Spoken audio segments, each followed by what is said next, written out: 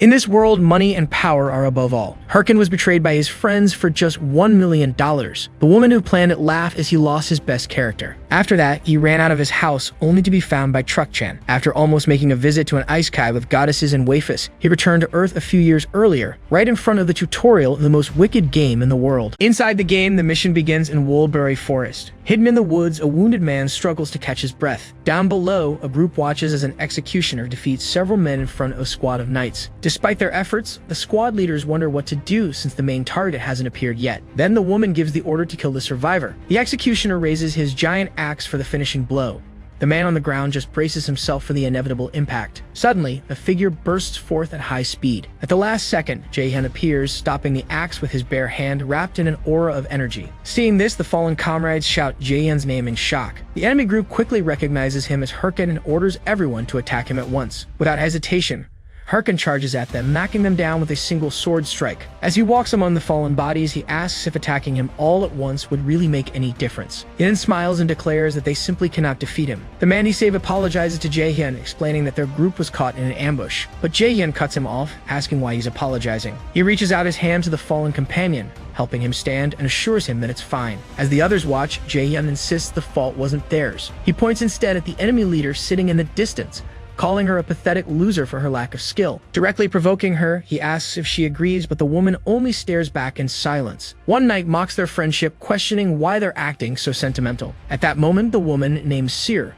stands and walks through the forest with her allies. She claims that even if they join forces, it won't make any difference. Herkin mocks her back, reminding her that she's always the one who ends up destroyed. Seer warns him to be careful or he'll regret it later. At the word regret, he smiles and looks down at the device on his wrist. With the command Uzlat on, the device begins to glow. A bright light surrounds Herkin, equipping him with full armor and a mask. Fully transformed, he declares that regret is something only the weak feel. Enraged, Suitor calls him an arrogant bastard and orders everyone to kill him. Herkin taunts her again, asking if she never learns, and says she'll never be able to kill him. Suddenly, his eye widens behind the mask. A blade pierces his chest, and he looks down in shock as his companions watch the scene unfold. The system announces a rapid loss of HP. He falls to his knees, confused, and hears an apology. The very man he saved reveals his betrayal, saying everyone has to survive somehow, and begs not to be hated for it. Lying on the ground, Jaehyun can only stare in disbelief. Seer bursts into laughter at the sight. With a grin, she approaches and calls him stupid for letting himself be fooled by a fantasy of friendship. Leaning over Herkin, Seer says she will remove him from the game. She reveals her plan to kill him every time he logs in, preventing him from progressing. Mocking him, she reminds him he's a professional gamer with nothing outside that game. With a victorious look, Seer says it's a shame he has gone back to being trash. Jaehyun's hand clenches the dirt tightly. With one last effort, he lunges at her, shouting for her to shut up. In the next instant, blood sprays into the air as both of them realize what just happened. Jaehyun's body is pierced by multiple blades. Seer thanks everyone for their help. Dying in the arms of his betrayer, Jaehyun asks why he was betrayed after everything he did for the guild. The man yells at him to just die already, revealing they were offered hundreds of millions to kill him. Still unable to believe it, Jaehyun asks if it was all just for money after everything he had done for them. His last words question whether they weren't once a family, before he vanishes. The traitor and Seer only watch in silence. Moments later, the system displays a notice. He has died and received a 48-hour penalty. In the real world, a young man wakes up gasping inside his virtual reality capsule. The only thought in his mind is that he has lost absolutely everything. E-narration explains that the game Warlord became a massive global success. A live broadcast of the Red Dragon battle shows his popularity. In that virtual world generating unimaginable amounts of money, he was the best at what he did. A flashback reveals that, though people called him trash in real life, he was a skilled warrior in the game. The memory shows the moment a companion praised his incredible level.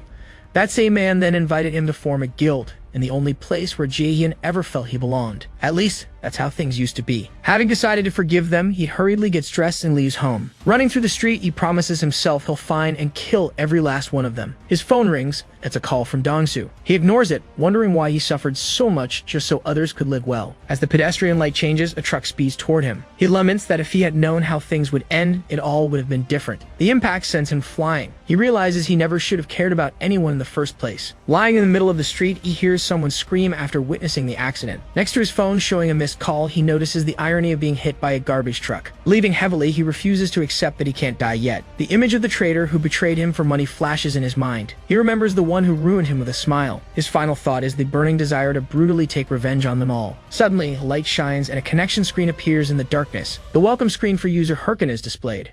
He opens his eyes, confused. A system notification announces the start of the tutorial. Survive against the Labyrinth Master Minotaur. Baffled, Harkin wonders if a tutorial mission like this really exists. Two other players shout for him to pull himself together. They need to bring down the creature together. Before them, the Minotaur roars. One player says the monster was designed to be impossible to defeat alone, asking Harkin to just hold the attack. Harkin recognizes the tutorial boss, but remembers it was removed 5 years ago for being too difficult. The other player looks confused.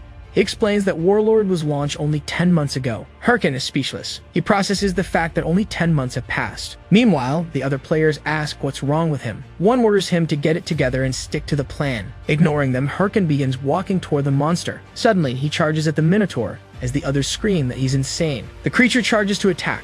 One player shouts that he's going to die, but Harkin just stares at the monster, eyes glowing with a confident smile. With a single swing of his sword, Harkin strikes the Minotaur directly. The beast collapses to the ground, completely defeated. The two players gape in disbelief, asking if he really killed the monster with one strike. Then they exchange glances with faint smiles. One of them turns to Harkin, extends his hand, and praises his incredible talent. The scene reminds Harkin of the invitation to join a guild, offered by the very man who once betrayed him. His gaze hardens with determination at the memory. Turning to the two players, Harkin announces that he has made a decision. Confused, they ask what decision he means. At that moment, light begins radiating from his sword. Without warning, he slashes at both of them at once. Blood covers his face as he smiles and declares his new vow. If he ever trusts anyone again, he'll be nothing but a dog, because the hero slayer Harkin has just regressed in time. In the real world, a young man sits down and removes his virtual reality helmet. With wide eyes, he begins to recognize where he is. Moments later, he realizes he's inside a V-Gear store surrounded by other people. A memory strikes him. 5 years ago, when he had no money and used to play on the store's demo devices. The realization finally hits. He has truly regressed in time. With that, he removes the helmet completely. Determined, the young man rushes through the crowd.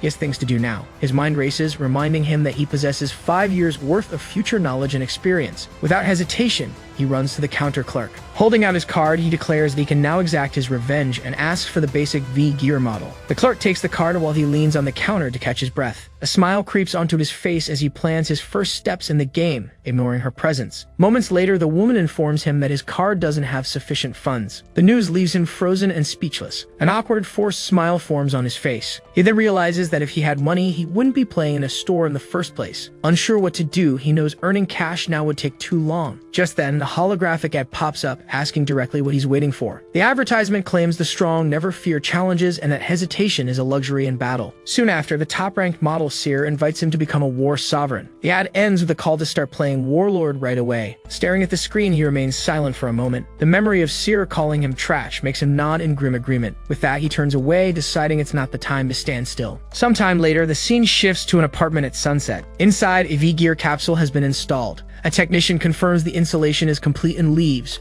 while the young man only nods.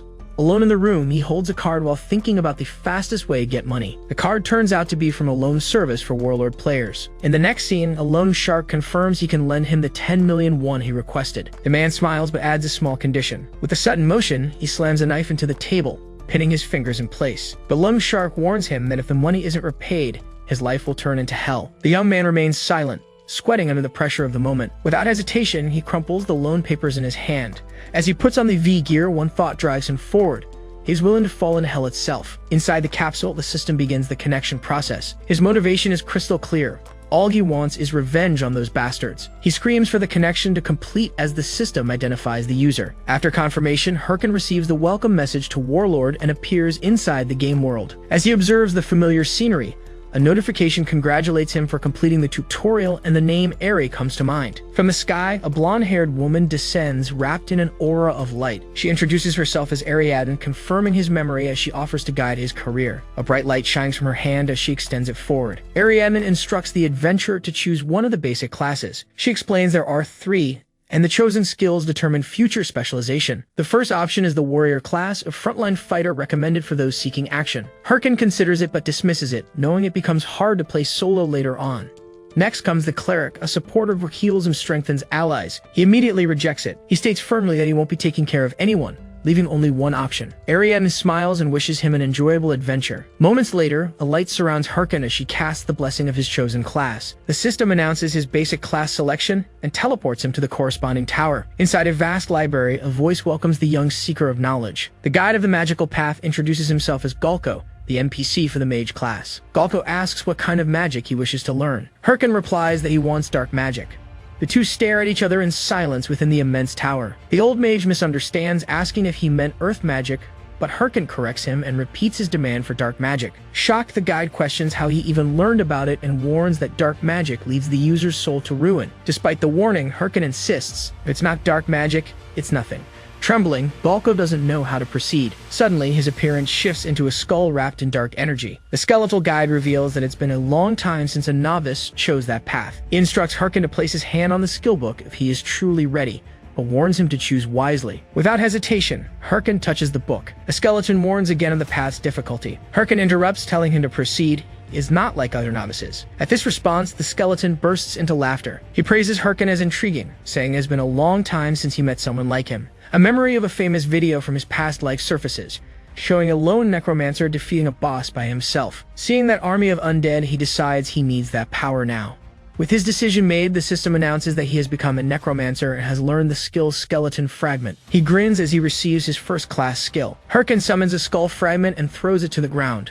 Upon impact, the fragment begins consuming mana to take shape. Before his eyes, a skeletal warrior slowly materializes. As the blue-flamed skeleton stands before him, Hirkin declares that in this life, you will be a necromancer. Smiling, he says it's time to level up and searches for the training dungeon. But in the next moment, the creature completely collapses, its head rolling across the floor. Hirkin watches in silence, unsure of what just happened. A bluish energy crackles on the ground as a portal begins to form. The moment he steps through, a system message announces his entry into the training dungeon. Not understanding why the skeleton is different from what he remembers, he decides to open the skill window. The screen displays the details of the Skeleton Fragment skill, showing a proficiency of rank F. He quickly concludes that the problem lies in his low proficiency, and that he needs to level up fast. Suddenly, his gaze locks onto a presence approaching. 3 coal wolves emerge from the darkness, appearing at just the right time. Recognizing them as perfect test opponents, he summons the Skeleton Fragment again. With a command to advance, he hurls the glowing skull toward the pack. The fragment explodes in a flash of light right in the middle of the enemies. A skeletal warrior materializes, taking a combat stance as it detects the threat. The creature opens its jaw in a menacing display. For a moment, the wolves hesitate, growling at the new opponent. Smiling, Hirkin orders the skeleton to kill him. Immediately, the skeletal warrior charges at the 3 wolves. Impressed by its performance, Hirkin grins, thinking he'll reach the max level in no time. But the very next moment, the skeleton collapses into pieces before his eyes.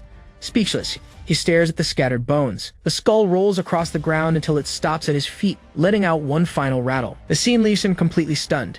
In desperation, he opens the skill window again, shouting that something is wrong. Reading the details, he discovers that the creature learns through combat and requires a default mode to be set. Relieved to finally understand, he immediately selects defense mode. The skeleton's eyes glow faintly as it receives the new command. Meanwhile, the wolves play tug-of-war with the skeleton's scattered bones. Not believing what he's seeing, Hirkin wonders what the special action mode could be. The system then informs him that the skeletal warrior has begun dancing uncontrollably with the wolves. Tears well up in his eyes as he realizes he's screwed, remembering the warning the guide tried to give him. Collapsed on the ground, he despairs, thinking he's going to lose his mind. A final notification states that a character cannot be deleted during the first 3 months. Surrounded by wolves, Hirkin panics at the thought of being stuck with this useless character, while the loan payments start next month. Holding his head, he laments that nothing ever goes right, just when he thought things were finally improving. Meanwhile, the skeleton throws random punches into the air, useless as ever. Irritated, Hirkin orders it to stand still, wondering how the necromancer from his past life managed to deal with minions like this. Suddenly, an idea strikes him. He reads the skill description, focusing on the phrase learns through combat. A memory resurfaces when he defeated the coal wolves the skeleton was watching. He realizes the creature learns directly from him. A confident smile spreads across his face. He calls the skeleton's attention, now holding a wooden club. Hirkin boasts that the creature is lucky to have such a genius master, one who would turn every member of his old guild into elite players. Then he tells the skeleton there's only one thing to remember in combat. With a clean punch, he teaches the first lesson. If you don't dodge, you die. Immediately, he knocks the skeleton down again and again, shouting at it to get up and try once more. The skeleton rises, ready for the next round of training. Hirkin attacks again, hammering the lesson into it with every blow. The impact sends the creature crashing to the floor. He then teaches it never to stay down after being hit and to always look for an opening to counterattack. When he asks if it understood, the skeleton seems to process the lesson. The creature rises again, now assuming a firmer combat stance. 2 wolves charge at it with snarls. At the last second, the skeleton dodges one wolf's strike. In return, it delivers a solid blow. Without hesitation, it counterattacks the second wolf and finishes it off. From a distance, Herkin watches as his minion stands tall amidst the fallen wolves. The skeleton turns to him with a hint of pride, but Herkin scolds it for losing focus in battle. With a faint smile, however, he admits that the last move wasn't bad. Moments later, the system announces an increase in skill proficiency, and a golden light envelops them both. Herkin approves of the skeleton's performance just as another notification informs him that his player level has gone up. The next stage of his journey begins in the novice village of Figus Castle. As he walks through the square, Herkin hears other players recruiting and thinks that in just a few more days, he'll be able to solo the training dungeon. With that goal in mind, he decides that the real challenge starts now, his focus set on reaching level 10. Suddenly, a voice calls out from behind. A man grabs him by the shoulder, demanding an apology. Herkin recognizes him as nothing but a thug. Exasperated at the interruption, he sighs, wondering if he should just kill them. The man, angered by the sigh, swings forward with a punch. The sound of impact echoes across the square. But at the last second, a blonde man appears, catching the aggressor's fist. With a smile, the newcomer tells him that doesn't give him the right to hit others. The thug demands to know who he is and whether he's with Herkin. But the blonde man answers, not exactly. Herkin stares at him, recognizing the face of the man who has just arrived. Herkin's attention shifts to the muscles of the newly arrived man. Then he studies the warrior's smiling face and confident style. With that, Herkin recognizes him as ManhwaCapped, the highest-ranked warrior from his past life. He immediately wonders what a player of that level is doing here. ManhwaCapped shows his irritation as both Herkin and the aggressor watch. The thug tells him not to interfere, claiming it was Herkin who attacked first. Chev responds with a smile, saying he understands the logic of an eye for an eye. In the next instant, an intense aura bursts around his body. The aggressor freezes in place, while Herkin shields his face from the overwhelming pressure. Chev, still smiling, remarks that the man's fist just landed in his palm. Then he stares at him and adds that, for that reason, he should return the favor. One of the thug's companions screams in panic, warning that this is ManhwaCapped. He explains further that Chev is the guild master of the Red Bulls, infamous for his love of fighting. The aggressor can barely process the information, unable to understand why Chev is here. Chev steps closer behind him and asks what his answer will be. The thug remains paralyzed, silent before the question. Moments later, he and his companions bow an apology and flee in a rush. Chev smiles and comments that he's glad everything was resolved with words. He then approaches Herkin, placing a hand on his shoulder, advising him not to worry. Herkin immediately slaps the hand away. He declares that he won't need Chev's help from here on. Turning his back, he walks away, leaving Chev surprised by the reaction. Chev only watches him leave, murmuring to himself about how cold the boy is. As he walks quickly, Herkin fumes at having been intimidated by the warrior's power. He looks at his own hand, remembering the moment of weakness. Then he clenches his fist tightly. Herkin swears that the next time they meet, he'll be a completely different person. The scene shifts to a lone torch lighting the wall of a dark cave. Inside, Herkin sits alone, reflecting on the vast gap in strength. He concludes that to achieve his revenge, he must become stronger, since Seer and Chev have comparable skill levels. Behind him, a stone tiger roars fiercely. At once, his skeletal warrior charges and strikes the creature's head, shattering stone in the process. A system window announces that the skeleton has slain the coal tiger and leveled up. The skeleton approaches Herkin, who mutters that it took him 3 days to reach level 10. At his words, the skeleton slumps, leaving Herkin puzzled by his reaction. The system then congratulates him for reaching level 10 and transfers his rewards. A war clock materializes on his wrists, containing all the game's functions. Smiling, Herkin tests the new item and opens his status window. The screen shows that his attributes have been renewed. He is now officially a level 10 necromancer. Another window instructs him to spend his accumulated status points. Herkin reflects that he must be careful with his first allocation. Normally, a necromancer would invest in intelligence or mana, but he decides to put every point into strength. Instantly, an aura surrounds his body as the system confirms his strength has increased by 50 points. The display shows his total strength at 53, while Herkin studies his hand with a smile. The skeleton watches him with what seems like shock. Later, Herkin finds the skeleton sulking in a corner and questions it. He taps its head and explains he hasn't given up on being a necromancer. He's just teaching.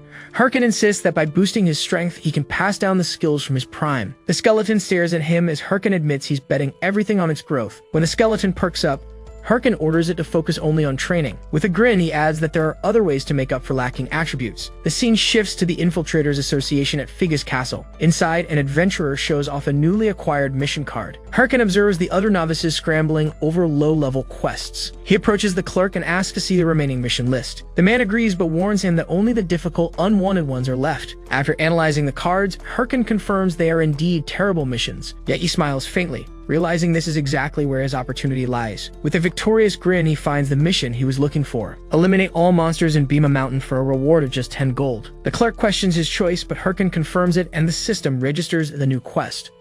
His plan is to complete this seemingly simple task before reaching level 15. By doing so, he can obtain this super rare title prospect. He knows that unlike other titles which give fixed bonuses, this one is unique. The prospect title boosts intelligence and mana by percentage. With it, he intends to kickstart the creation of his overwhelming character. Decision made, he turns to leave. Outside, he declares that the first step is getting equipment. The scene shifts again to the rocky, imposing Bema Mountain. Soon after, Hirken looks at himself with sheer disdain. He now wears a full jester's outfit with bunny ears and wields a plain sword. Marching through the forest, he pulls on the floppy ears of his hood and screams in frustration. He recalls not having enough money for leather armor, leaving him with only this humiliating outfit. Even though he hates it, he resolves to rush through the quest and get new clothes as soon as possible. With that in mind, he sprints through the forest.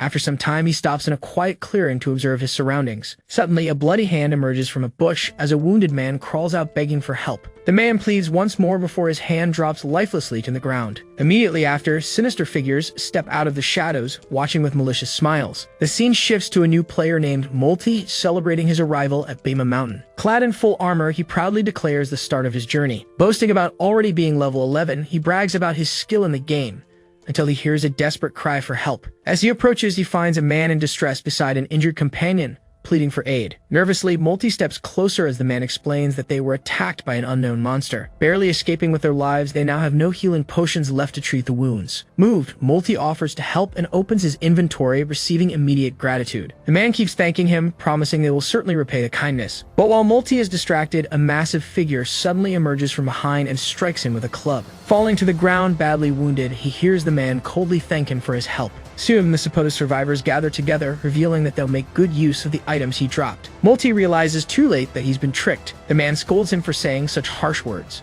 With a cruel smile, the group's leader calls him an idiot for falling into such an obvious trap. Immediately, the system announces the death of player Multi as the group loots his belongings. Another message states that his player's watch will be dropped and the item falls to the ground beside his body. One member comments to the others how fun it always is to deceive rookie players. The leader of the PK villain guild, the Ralph family, then orders them to look for their next prey. Meanwhile, in another part of the forest, Hirken's skeleton is surrounded by tree wolves. The beasts rush in together to attack. From a distance, Hirken simply commands it to switch to attack mode. The skeleton charges forward, glowing with energy. With a single sword strike, it cleaves one wolf in two. Hirken watches as his skeletal warrior slaughters the entire pack, concluding that now, with a sword, the monsters are no match. He reflects that equipping the skeleton first was the right decision. Even proud of his choice, he laments his own appearance, insisting that a real player values utility over looks. The skeleton seems to look in with pity, prompting Hirken to ask what it's thinking. Ignoring the silent stare, he orders it to follow so they can grind levels and clear the area quickly. Just as the skeleton prepares to move, something flashes in the forest. An arrow slams into its head, catching it off guard. Hirken spins around, shocked to realize they've been attacked. They find themselves face to face with a group of players who apologize for the accidental shot. Their leader explains that he mistook them for a monster from a distance. He continues to apologize profusely, but Hirken only stares back in silence. Then Hirken notices the man's wristwatch and the bloodstained potion he's holding. He instantly recognizes them as the same PK group that preys on other players. With a fake smile, Hirken says he'll forgive them if they compensate him with a mana potion. The leader claims he has none, but offers to help him level up so his mana will naturally recover. Fiending agreement, Hirken pretends to accept the offer. The leader assures him it's the least they can do. At that moment, tree wolves appear, and the leader suggests it's the perfect chance. He instructs Hirken to finish the monsters after they weaken them. Leaning toward his companion, the leader whispers to confirm he remembers the plan. The strategy is simple. The fighter will lure the monsters closer, the mage will cast a buff spell on them, and then they'll redirect one strengthened monster at Hirken, pretending it was a mistake. The beast charges ferociously, while Hirken fiends panic in the face of the incoming strike. The group grins maliciously, convinced their target will die, but their smirks vanish in shock. Hirken and his skeleton are calmly standing atop the defeated wolves. He comments casually that the situation could have been bad. With a smile and a thumbs up, he encourages them to continue. The group exchanges uneasy looks, whispering about the skeleton's strength. They wonder if Hirken's level is higher than it seems and quickly plan a new tactic. This time, they decide to send several monsters at once. Hirken keeps pretending to panic. While he appears distracted, the fighter sneaks up from behind, preparing to strike. Believing victory certain, the man swings his club with all his might at Hirken's back. At the last second, Hirken dodges. The attacker is left completely stunned. Before he can recover, Hirken strikes him down with a swift sword slash. From a distance, the group's leader watches in disbelief as his companion collapses. Hirken then calls his skeleton, snapping his fingers to issue a command. Together, they charge at high speed toward the remaining survivors. The leader and the mage scream desperately, begging him to stop and talk. Without hesitation, Herkin and his skeleton cut them down in unison. With their final strikes, both enemies fall at the same time. Standing over the corpses, Herkin mutters that he knows exactly what kind of people they are. He adds that they stabbed those who trust them in the back just to steal everything. Approaching the leader's fallen body, Herkin says that if it were his old self, their tactic would have worked. The man begs for his life, offering items, but Herkin only replies with a cold sorry. Raising his sword, he declares that he no longer trusts anyone. Without hesitation, he executes the last surviving member. The system announces the death of player Ralph and the drop of 8 watches, leaving Herkin surprised. With a grin, he decides he'll put the recovered items to good use, starting with new clothes. Meanwhile, the skeleton begins kicking one of the fallen corpses. Turning to it, Herkin asks if his precious skeleton would like to claim something for itself. Herkin transfers an item that is absorbed into the skeleton's head in a burst of energy. The skeleton equips new garments and raises its sword in a gesture of celebration. Seeing his summon's joy, Herkin asks if he really liked it that much. Now dressed in a new dark outfit, he remarks that appearances don't matter in the game. Then he strikes a pose, adding that what matters is what's inside, leaving the skeleton confused. With a smile, Herkin explains that the war watches they picked up were the real jackpot. When selling another player's watch, a random item from that player's inventory drops. That way, they obtained rare items such as enhanced pants and a sword. In addition, he also gained skill books and a large amount of money. Thanks to these resources, he reveals he was able to craft a special item. He then shows the mask he managed to create faster than expected. Herkin explains that from now on, he will record his gameplay and building a strong identity is essential. His expression turns serious as he stresses the importance of identity. In a memory, he suggests to a guildmate that everyone should wear a ha-ho mask to go viral. He recalls the moment he decided to name his guild Ha-ho Mask. Though he considered creating a completely new identity,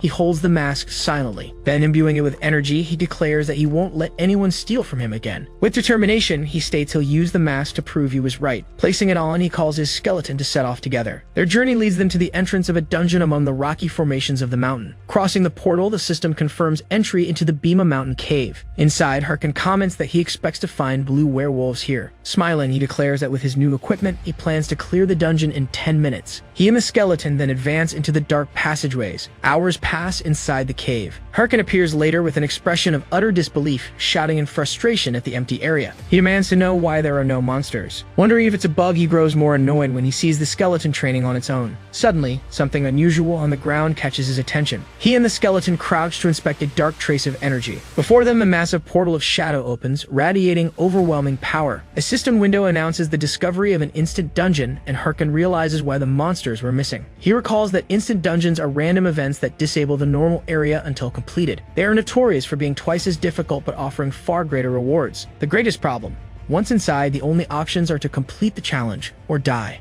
Herkin considers that the rational choice would be to walk away, since death means 2 days of lockout. Yet he hesitates, staring seriously at the portal. With a determined smile, he decides to enter, saying he just needs to clear it. Crossing the threshold, a crushing pressure weighs down on his body. Moments later, he and his skeleton appear at the center of a ruined coliseum. With the skeleton behind him, Herkin comments that the place is creepy and wonders what will appear. Suddenly, an overwhelming presence manifests, sending chills down his spine. A giant werewolf with a third eye on its forehead emerges before them. The status window identifies it as a corrupted werewolf of unknown level. Herkin is stunned by the word corrupted, not understanding why such a creature is here. The beast lashes out with its claw, launching both Herkin and the skeleton across the arena. Thrown back, Herkin feels the pressure of the blow amidst the scattering rubble. The skeleton lands safely and immediately turns to face the beast through the dust. Drawing its sword, the summon charges forward. Meanwhile, beneath his mask, Herkin wears a faint smile. From atop a broken wall, he laughs, explaining that corrupted monsters are tied to the main storyline. Leaping back into the arena, he joins his summon. With a grin, Herkin pulls out a strip of dried meat, warning that if they don't kill the beast, there'll be no dinner. Together,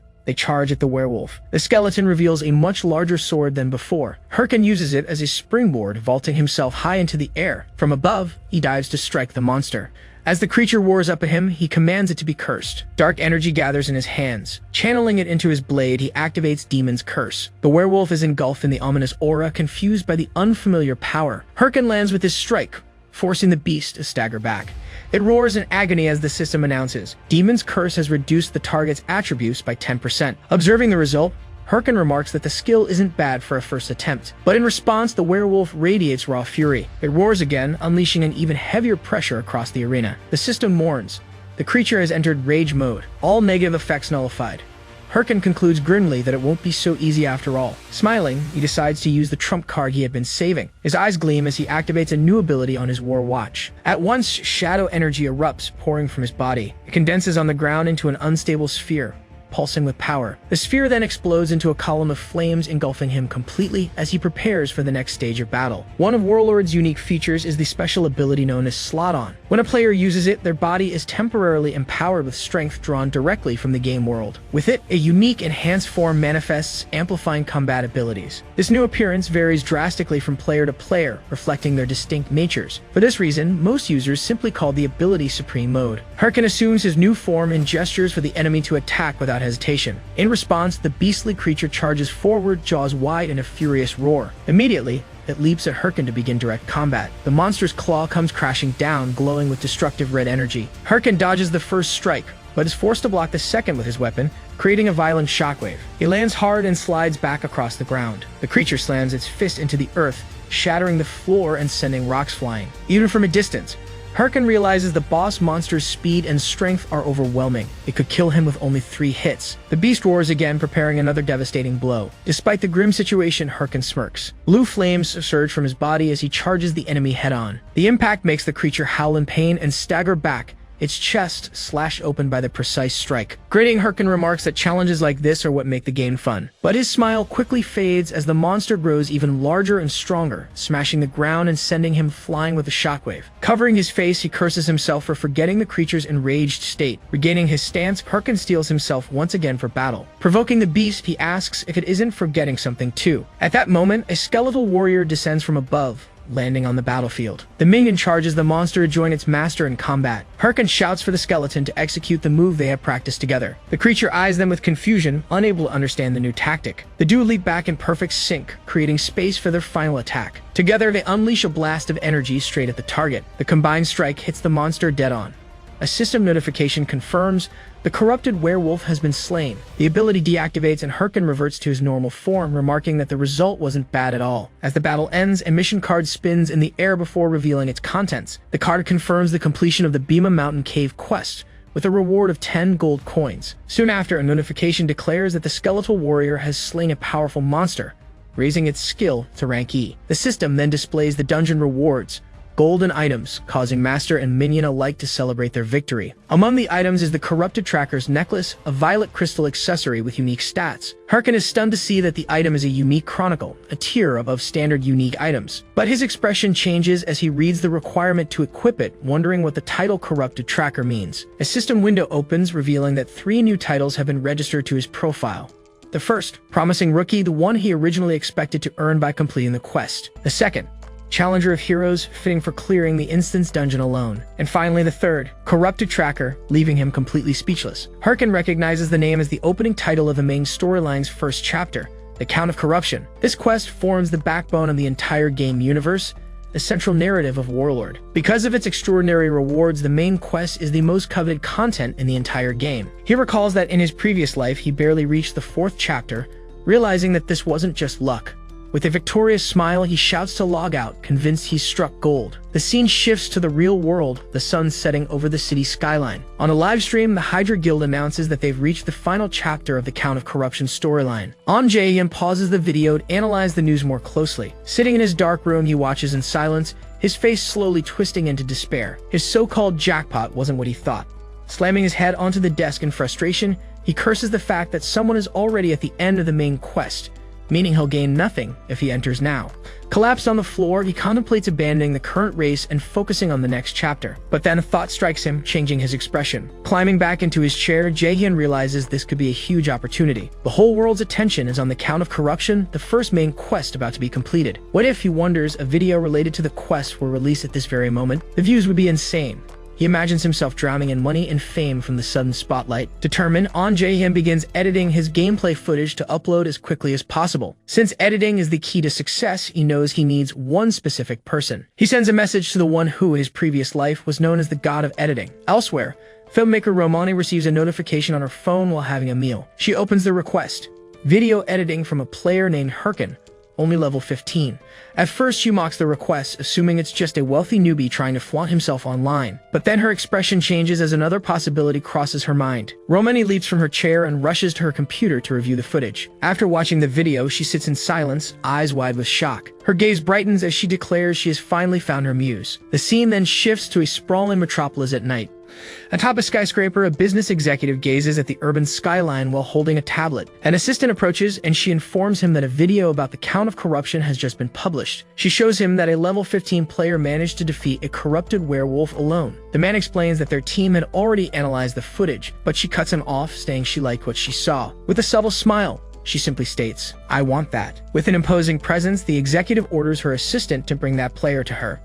Her identity is revealed as Che Seolian, ranked number 1 in the business world and heir to the Thunder Group. In the Warlord universe, she is known by another name, Seer, the Thunder Queen. The next day, An Jae-hyun stares at his phone in utter disbelief. The video he uploaded the day before had already accumulated an impressive number of views and positive comments. Shocked, he confirms the count has already reached 6,000 views in such a short time. With an ironic smile, he recalls how in his previous life, it took months to reach the same milestone. Suddenly, a notification from Romani pops up on the screen, proof that yet another thing had changed in his new journey. Jae-hyun finds it strange since the editor usually avoided initiating conversations to maintain his mysterious persona. After a brief exchange, he receives a sticker and immediately feels the urge to block the contact. The conversation continues with Romani cutting straight to the point. Lying back in his chair, he reads her question about when he can send the next video. Pensive, he admits to himself it won't be easy to find another monster as interesting as the corrupted werewolf. Even without a clear plan, he decides he must seize the moment and log back into the game. Eyes gleaming, Jae-hyun puts on his helmet and prepares for another Warlord session. Elsewhere, a man watches the video on his phone, recognizing the name Herkin of the Haho Mask. The warrior known as Mathador comments that the player's movements are impressive, no matter how many times he watches. As he studies the screen, he murmurs that the player feels strangely familiar, until a voice interrupts him. A woman named Yahello from the Red Bulls Guild approaches with a serious expression. Shev explains he was talking about Herkin of the Haho Mask, but Yahello concludes the familiarity comes from him rewatching the video too much. With his face shadowed, he prepares to explain his real suspicion. Mathador insists the player's movements are far too fluid for a beginner, and his necromancer skills are on an entirely different level. As he wonders what it would be like to fight Herkin, Yahello cuts him off with a sharp command. She pushes him, reminding him their livestream begins in only 5 minutes. With a wink and a grin, he thanks her for always taking care of things. She replies that the best way to thank her is to perform well in the presentation. A crowd of over 200,000 viewers eagerly awaits the start of the event. Mathador takes his place on stage, ready to begin the show. He is formally introduced as the leader of the Red Bulls Guild. Before his companions and the massive audience, he is hailed as Mathador, ranked 9th in Warlord. A dungeon portal begins to materialize as a 5-second countdown starts.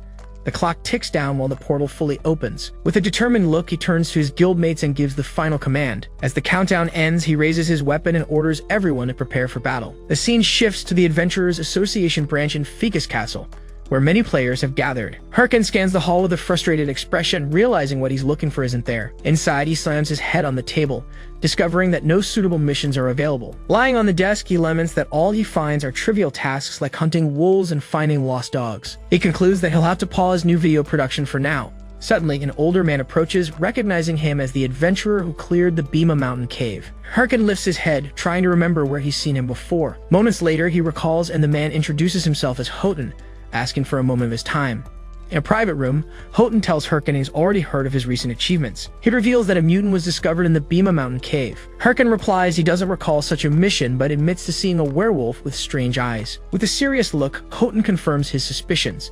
He explains there's a high chance the monster was exposed to the Corrupted's power, making Herkin shudder. Houghton continues, saying the Corrupted's true identity remains unknown as an image shows a hooded figure among beasts. He explains their power drives monsters into rage and many have already fallen victim to it. For this reason, the Adventurers Association has placed bounties on them. Houghton grips his arm firmly. Realizing it's a secret mission, Herkin eagerly volunteers to help capture the culprit. Though Houghton insists it's too soon, Herkin assures him he'll be fine and thanks him for the opportunity. Houghton finally agrees to give him a chance, mentioning someone named Ahimbri in Bangsu Castle. He Hearing the name, Herken's eyes widen with shock and excitement. Houghton offers to write a letter of recommendation, explaining that Himbri could teach him. A system window pops up confirming the new quest. Find a Himbri and receive a skill book. Outside the association, Herken celebrates the successful negotiation with a loud cheer, drawing everyone's attention. With a victorious grin, he can hardly believe he's landed a mission to become Imbri's student. NPC Imbri is one of the 7 disciples of the great mage Boran, famous for granting the rarest skill books. Overjoyed, Herken runs off, knowing he no longer has to worry about material for his videos. But suddenly, he stops in his tracks, his step firm. With a cunning smile, he remembers something important he must do before leaving. The scene shifts to tree branches swaying in the wind, marking the transition. In a forest clearing, Herken prepares for what must be done before his journey. Smiling, he casts Skeleton Fragment, throwing a skull that glows with blue energy.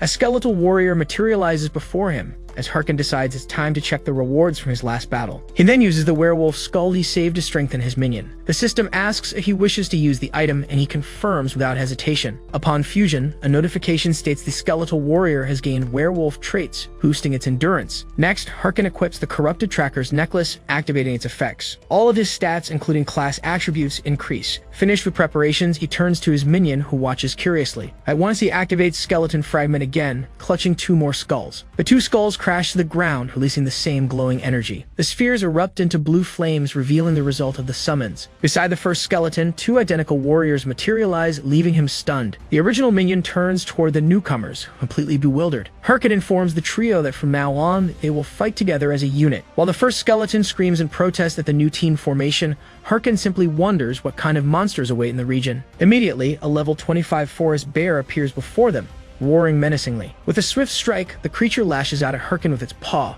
cracking the ground with the force of the impact. He manages to block the attack with his weapon, but is forced to retreat under the monster's overwhelming strength. The bear raises its paw again, preparing to crush him once and for all. Caught off guard by the beast's speed, he stumbles back, struggling to keep his balance. After drawing the monster's attention, Herken grins and orders his minions to attack. The first skeletal warrior charges forward, leaping at the bear with sword in hand. Focused, the minion prepares its strike as it descends toward the target, but the creature shatters it with a single blow, scattering bones across the ground. Herken scolds the minion for using such a predictable attack instead of striking the monster's blind spot. He immediately orders the next skeleton to continue the assault. The second minion leaps into the air, repeating the exact same pattern as his predecessor. Without effort, the bear smashes it as well, and Herken screams in frustration at the result. The last skeleton stands frozen, staring at the remains. Herken demands to know why it insists on copying the same tactic. Tired of the disastrous situation, he decides to intervene personally. But the final skeleton suddenly poses with a sparkle in its eyes, radiating unexpected confidence. Blushing in disbelief, Herken watches, shocked at his minion's attitude. The skeleton leaps at the bear, surrounded by an aura of power.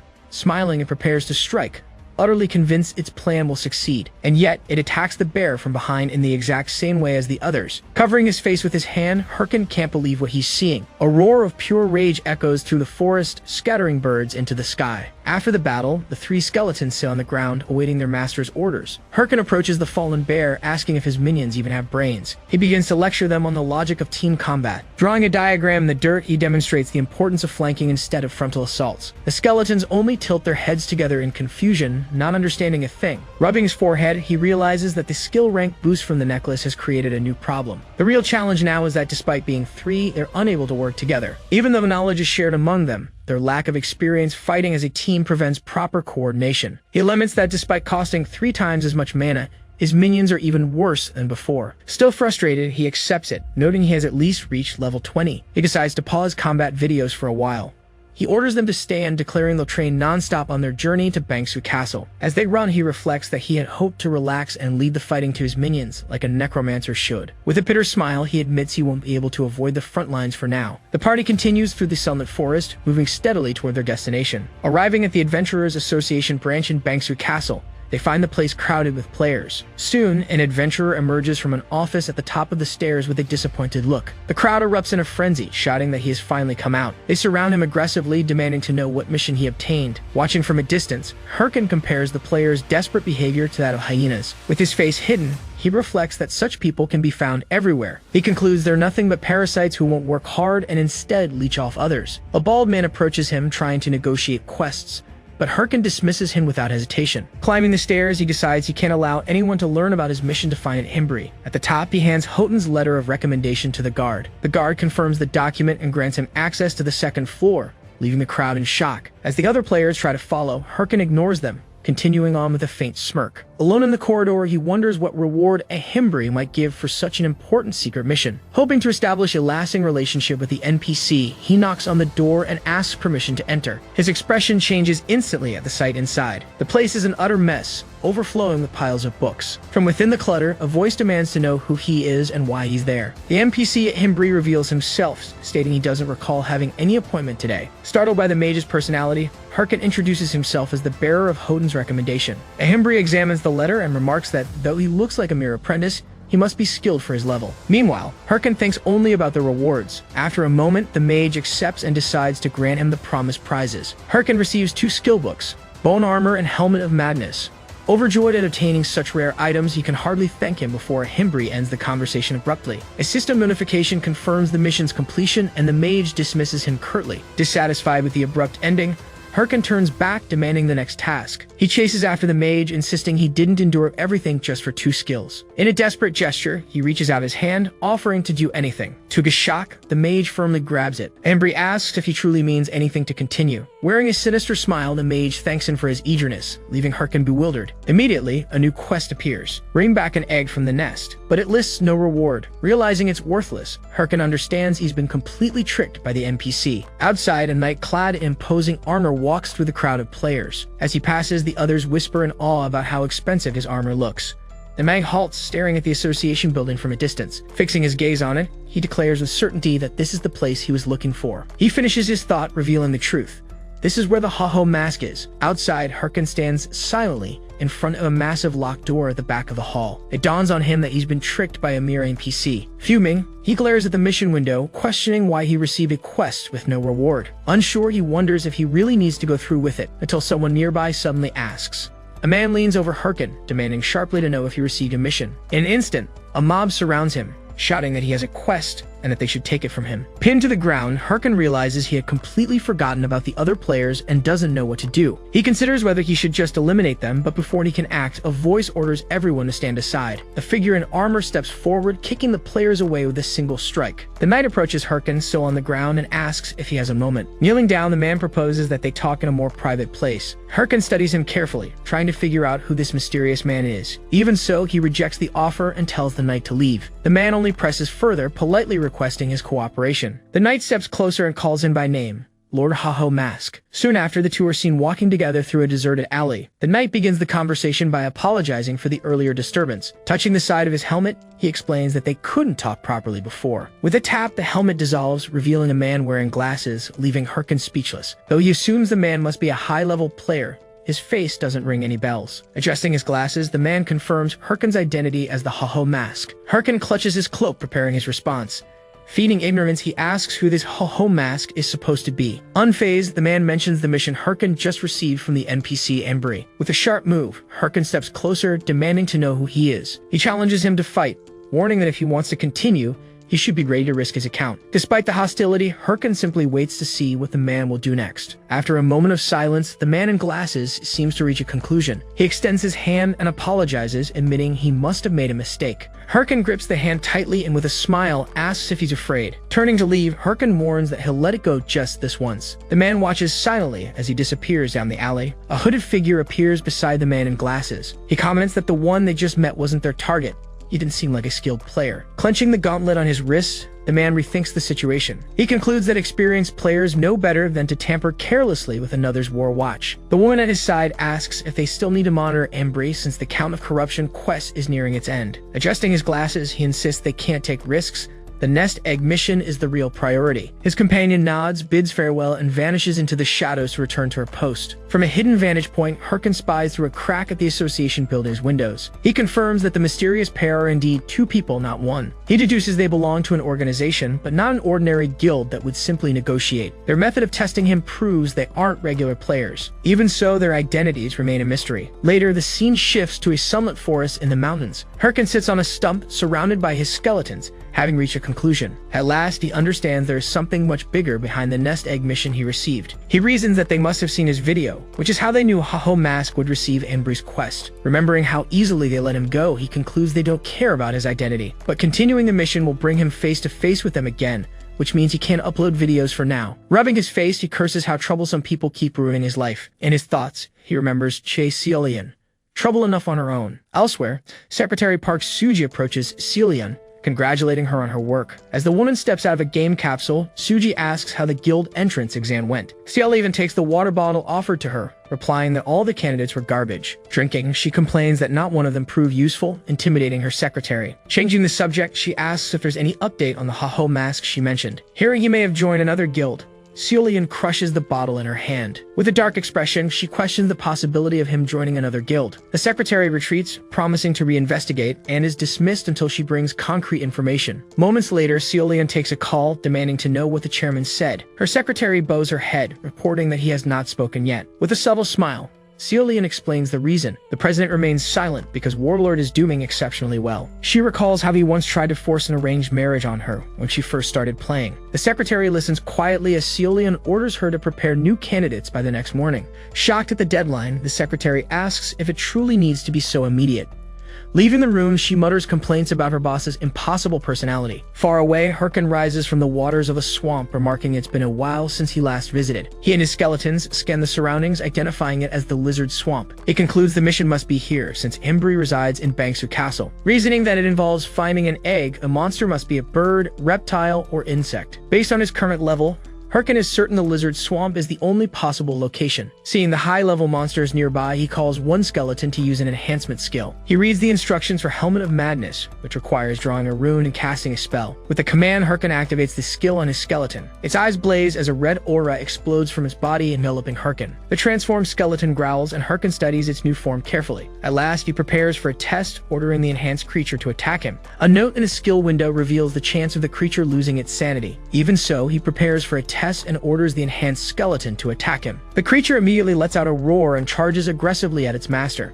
Faced with the unexpected reaction, Herkin realizes the skeleton has lost control. With a swift punch, he knocks the creature's head clean off. The skeleton's body collapses while the others watch silently. Herkin approaches the fallen creature and scolds it for daring to roar at him. Then he analyzes the situation, wondering if it's a game defect. He concludes the skill hasn't changed anything and questions if he's been tricked. Suddenly, a group of level 30 lizardmen emerges from the swamp waters. Smiling, Herkin remarks that test subjects have arrived right on time. A skill window pops up, revealing an increase in the creature's attributes. Taking advantage of the moment, Herkin activates bone armor to equip his skeletons. The bone warriors roar as a red aura intensifies around them. The lizardmen only stare, confused by the sight. Herkin gives the order to attack, and his skeletons charge the monsters. The first skeleton lands a direct strike on one of them. Another skeleton sneaks up from behind, catching its target off guard. With a swift blow, it takes the lizardmen down.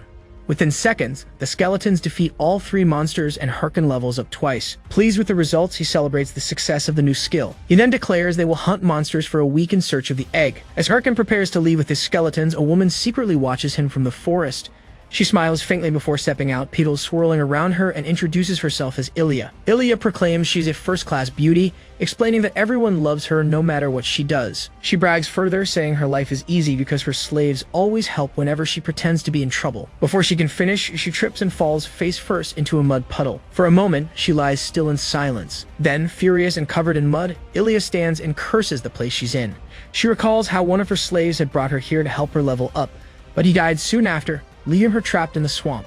Looking for someone new to deceive, she spots a player fighting monsters. At that moment, Herkin pauses. Hidden in the brush, Ilya grins, believing she's found her next slave. She lets out a sharp cry, drawing his attention. Herkin finds her pretending to be in distress, begging for help. Ilya throws herself to the ground, claiming her legs were injured by monsters. She gazes at him, expecting him to be moved by the sight of a beautiful woman in pain. Without showing any reaction, Herkin simply turns and walks away with his skeletons. Shocked, Ilya watches him leave and screams at him for abandoning her. As he walks off, Herkin wonders how someone like her could be ignored, concluding she must be another lunatic. Furious, Ilya bites her lip, demanding how he dares to ignore her. Meanwhile, Herkin continues forward, attacking another swamp monster with his skeletons. In the middle of battle, he pauses and sighs, already annoyed. Even from afar, he can see Ilya now pretending to cry in pain. He recalls that ignoring her was meant to save time. Still, he notices she keeps following him, dragging herself across the ground. Herkin remembers other players who annoyed him and thinks they should just play the game. Deciding it would be quicker to deal with her, he turns and asks what she wants. She explains she dropped her sword in the swamp and asks for help retrieving it, promising to leave once he gets it. Ilya thanks him, swearing she won't forget his kindness. She then hides a sinister smile, confident her plan worked. Herkin spots the sword stuck in a small patch of land in the water. As they approach, Ilya thanks him again, but he reminds her of her promise to leave. Herkin orders his skeletons to fetch the sword. As the creatures move toward the item, Ilya watches intently. Feigning gratitude, she pulls out a crystal and sneers that necromancers are nothing without their summons. She charges from behind with a sword, shouting that he dared ignore her. The blade closes in on Herkin's head, but without fully turning around, he dodges and remarks she was too slow. Before she can react, he grabs her by the neck, leaving her speechless. With a single motion, he hurls her forcefully into the swamp. Ilya splashes into the water, screaming in rage as she resurfaces. She curses him, threatening that her bodyguards could easily destroy him. Grinning, Herkin points behind her. Confused, she turns to see what he means. Suddenly, several swamp lizards rise from the water right behind her. As she screams in terror, Herkin tells her she'll have to try harder if she wants to trick him. He sneers, calling her an idiot, and declares he saw through her intentions from the start. His expression hardens as he states he's sick of being deceived. Turning away, Herkin complains about the wasted time and calls his skeletons to follow. As they walk, one of the skeletons mimics Ilya's pose, practicing her charm. Herkin spins around and threatens to kill them if they keep picking up bad habits. Suddenly, a notification announces the player Ilya's death, and Herkin celebrates the unexpected points. He remembers her warning about bodyguards, smirking in disbelief that she'd really have any. Elsewhere, three men watch a recording of Herkin, right as he wagers his life that she doesn't. In the middle of a swampy forest, the silence is broken. One of the men lies on the ground, gravely wounded and struggling to breathe. Before him, Herkin and his skeletons stand while the man swears vengeance in Ilya's name. With the man subdued, Herkin decides to ask one last question before finishing things. He asks why the man would go so far for someone he barely knows, hinting he won't get anything in return. The fallen man only answers with a disturbing smile. The unexpected reaction leaves Herkin speechless. With a frenetic cry, the man reveals he does everything simply because he loves her. Not understanding the madness, Herkin ends it with a strike of his sword. He stares at the body with disgust, calling the situation a joke. Herkin then recalls Ilya's odd behavior when they first met. That day, she tried to trick him by pretending she needed help escaping a monster. As a result, he had tossed her into the lake without hesitation. He remembers her threat about bodyguards, something he hadn't believed at the time. The memory shows Ilya playing the victim to her followers who now hunt Herkin. In that recollection, Ilya cries to them, claiming a necromancer attacked her out of nowhere when she only asked for help. Because of that lie, Herkin now runs into fanatics like this one every day in the forest. Pulling up his hood, he grumbles that he's already frustrated about not finding quests, and now he has to deal with pursuers. He briefly considers hunting Ilya again, but abandons the thought to avoid more problems. Instead, he begins looting the corpse. Among the spoils, he collects gold, leather boots, and the rare necklace of promise. Analyzing it, he realizes the necklace is a super rare item worth a fortune. His spirits lifted, he and his skeletons celebrate the unexpected profit, thanking the fanatics for the gift. Just as he thinks about finally having a decent dinner, another follower spots him and shouts to alert the others. Unfazed, Herkin turns, confirming he's the one who killed Ilya, and welcomes them all. A massive group of her followers soon emerges from the forest surrounding the area. For a moment, the sheer number of enemies stuns him. As they charge, barking attack orders, he wonders how many truly exist. He can't believe so many people are obsessed with that woman who seems to lead their advance. Seeing no way out, he braces for the coming fight. Herkin commands his skeletons to prepare for battle. One follower confirms Herkin really summons skeletons and gets ready to strike. With a gleam in his glasses, he declares he'll use a special move. He charges with an attack called Power of Love. Herkin shouts back that such a skill doesn't even exist. After one of his skeletons is destroyed, Herkin realizes the enemies are stronger and that he can't fight head-on. Vowing revenge once he levels up, Herkin leaps into the trees to escape, while the followers receive orders to chase him. Even running through the dense forest, he can't shake them off. He understands escape is difficult at his lower level and decides his only option is to keep moving. Suddenly, his face fills with surprise as he notices something odd in the landscape. Stopping in a different spot, he wonders where he is, realizing the swamp here is unusual. It bothers him. After days exploring, he's never seen a black swamp. After a moment of silence, he reaches a conclusion. With a confident smile, Herkin finally understands what must have happened. Meanwhile, the pursuers grumble about losing him. One suddenly points ahead, shouting he's found one of Herkin's skeletons. The group comes upon the skeletons dancing in a clearing under a glowing party ball. Confused, Ilya's followers watch, not understanding the bizarre sight. One man grows furious, convinced the necromancer is mocking them after everything. Blinded by rage, he swears he won't forgive him and charges the skeletons. At that instant, a giant creature bursts from the earth with a thunderous roar. The man halts abruptly as he's grabbed, unable to believe what he's seeing. Before he can react, the creature's tongue coils around him. The other followers watch in horror until one recognizes the monster. Before them stands the dragon lizard, the level 40 boss of the lizard swamp. Hidden Harkin watches and finally understands. The nest of his quest is actually the dragon lizard's nest. Narration explains the monster is a powerful boss normally requiring 20 level 40 players to defeat. Harkin recalls that the boss had already been killed, so it shouldn't even be here. But it responds if someone with a related quest, like his nest egg, enters the area. The dragon lizard's presence confirms this is exactly where Himbri's quest was meant to lead. Sitting behind a tree, he wonders why Himbri sent a level 20 player to steal an egg from such a creature. Grimacing, he clenches his sword, cursing Himbri as a fraud for sending him on such a ridiculous mission. Luckily, he notes Ilya's followers and concludes he's gathered some fine teammates for the job. In the chaos, one follower yells the dragon lizard is too strong and they must retreat. From the shadows, Harkin snaps his fingers with a grin, declaring they can't. His skeletons blaze with red aura and block the only escape route. One man refuses to give up, insisting they just need to force their way through. As he tries, the dragon lizard's tail smashes him away, while the others despair with the beast behind them. Amid the panic, they spot Harkin leaping through the trees and shout that the necromancer is fleeing. With a triumphant smile, he thanks his teammates for their sacrifice as the monster ravages the group. Once far enough, he decides it's time to act. With the path clear, Harkin rushes toward the nest. He lands inside with ease, smiling in victory. Soon after it, he emerges, thanking everyone for the egg he just secured. But his expression suddenly twists into confusion as he halts abruptly. Back at the nest, he realizes in horror that the egg is nowhere to be found. In disbelief, he searches frantically, certain it must be there. After rummaging, he finds only a stone-like object marked with a glowing purple sigil. Suspicious, he studies it but concludes it looks more like a rock than an egg, and there's nothing else in the nest. Suddenly, a notification warns that his last skeleton warrior has been destroyed. He knows his time is up. The dragon lizard must have sensed the intruder. Moments later, the colossal monster returns, furious, to guard its territory. As it roars toward the nest, Harkin hides behind a rock, relieved to have narrowly avoided being caught. Watching the beast, he realizes he can't keep searching with it back. With no choice, he decides to take the object, even if it isn't an egg. The scene shifts to Himbri, patiently awaiting the quest's outcome. The nest egg mission screen is displayed, its objective clear: bring back the egg without any listed reward. The scene returns to where several bodies lie fallen, scattered across the water. On the ground, one of the survivors coughs and writhes in pain. Harkin crouches with a smile and greets the man collapsed on the ground. He then comments on the freedom of the game while bringing a blade close to the man's neck. The man reacts in shock as he sees the weapon stabbing the ground right beside him. Harkin prepares to leave a clear message for the group. He explains that the game is over, since there is now too much at stake to continue playing around. That's why he warns that next time will not be so easy, sending a direct message to both the man and the woman. Soon after, he walks past the player, leaving him alone. Quickly, he leaps across the obstacles and leaves the place behind. He distances himself and decides that another attack will mean open war. With that resolve, his focus shifts to the need to earn extra money. Thus, he contacts the Bangsu Guild and offers the location of a dragon lizard for 100,000 coins. The scene shifts to him placing the stone-like object on Himbri's table. Harkin then introduces himself and informs the mage that he has brought the requested item. With the hood covering part of his face, Harkin hopes that this is indeed the right item so he won't have to search anymore. Meanwhile,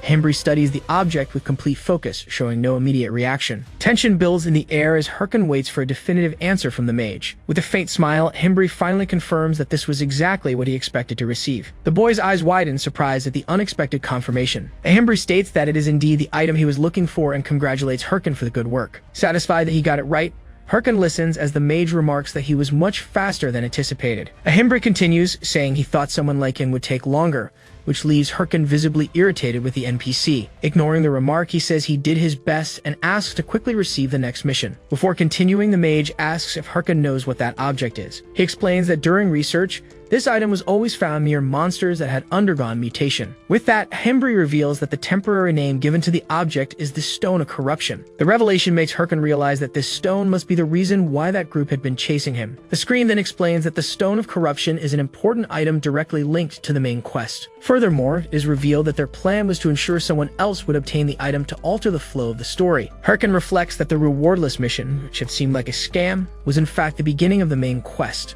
With a serious look, he formally apologizes to the mage for his earlier behavior. Himbri explains that he needed to test his willpower, since they are facing a powerful and unknown enemy. He then directly asks if Harkin is ready to fight against the corruption that plagues the world. Faced with the unique opportunity to join the main quest, Harkin affirms that he has more than enough willpower. Immediately, he begins to declare his full devotion to the cause, but Himbri interrupts, saying it is not yet the time. The mage apologizes, saying he should not hand over such an important mission to a beginner like him. Confused, the boy asks if his low level prevents him from continuing, trying to argue his case. With an exaggerated proposal, Himbri suggests that he might train him, if Harkin begs to become his disciple. The scene cuts to Harkin standing silently outside the room in front of the closed door. System notifications then confirm the mission's completion, a disciple title, and the beginning of the next stage. The memory of the previous scene embarrasses him, and he concludes that the mage is a huge swindler.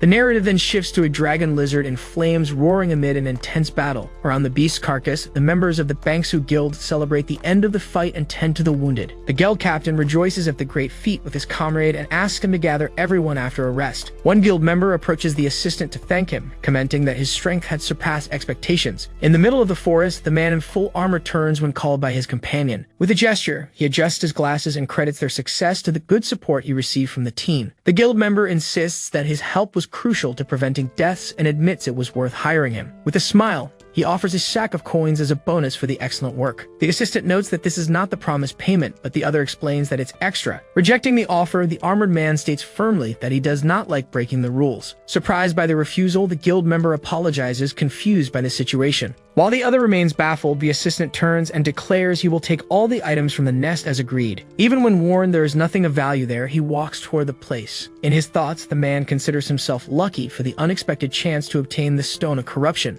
He remembers being worried that the Haho mask had already completed the mission when he learned that the lizard had reappeared. Thus, he concludes that defeating a boss alone is not a simple task, and the other player must have failed. With a smile, he decides that all he needs to do is take the stone and prevent the Haho mask from completing his goal. Soon after, the assistant reaches the nest and finds it completely empty. Speechless, the man raises a hand to his head, frustrated at not finding what he sought. Then furious, he begins to shout at the spot. In the real world, An Jae-yeon sits in his dark room staring at his phone screen. With a determined look, he declares that the time has finally come to change things. The memory of his days of suffering flashes through his mind as he recalls the hope that life would improve. Clenching his fist, he declares that all that suffering ends now. Suddenly, he rises with determination and decides to celebrate by ordering meat. He glances around the room, explaining that now he can spend a little since he obtained the main quest. Having earned some extra money in the game, he decides to reward himself and converts the value to his account. The phone screen shows a deposit of more than 1 million, and he celebrates the balance, finally ready to eat meat.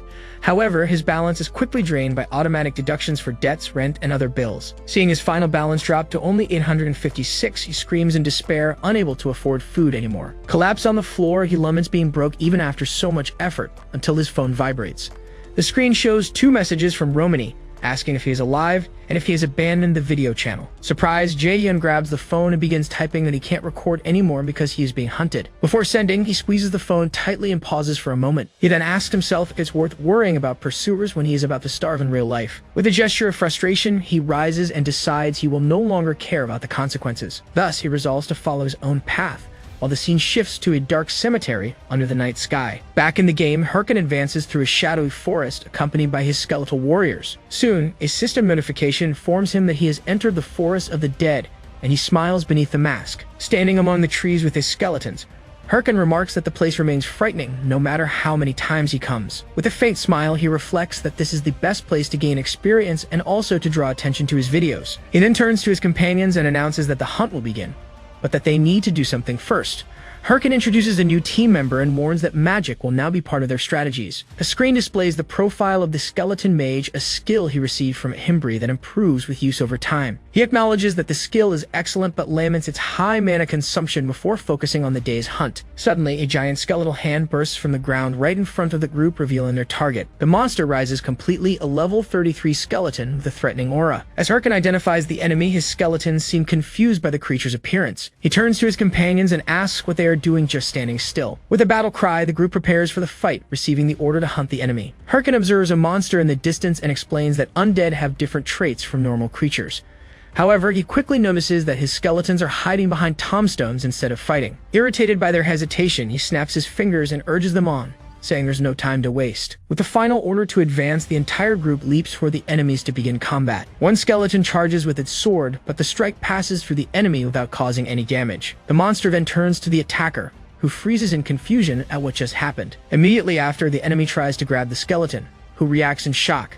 While the monster feels fear, Harkin explains that normal attacks don't work against this kind of creature. With that, he summons the mage's hammer, a rare item that increases the wielder's strength.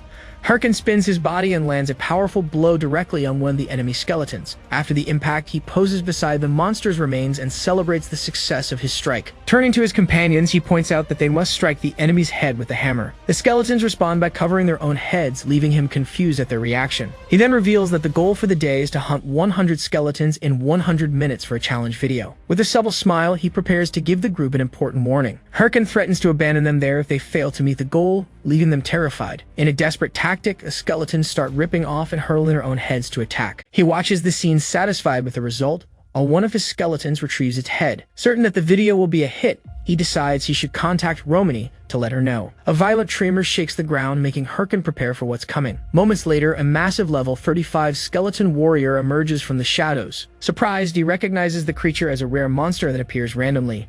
The image of an ox turning into a helmeted skull flashes through his mind. With that, Harkin orders his skeletons, his meat, to attack the enemy at once. While dodging, he starts wondering which meat dish he should eat first. Without time to think, the giant monster delivers a devastating vertical strike in his direction. The blow crashes into the ground with destructive force, obliterating everything around. From the shockwave, the skeletons are hurled away. After dodging, Harkin remarks that he nearly died before even managing to do anything.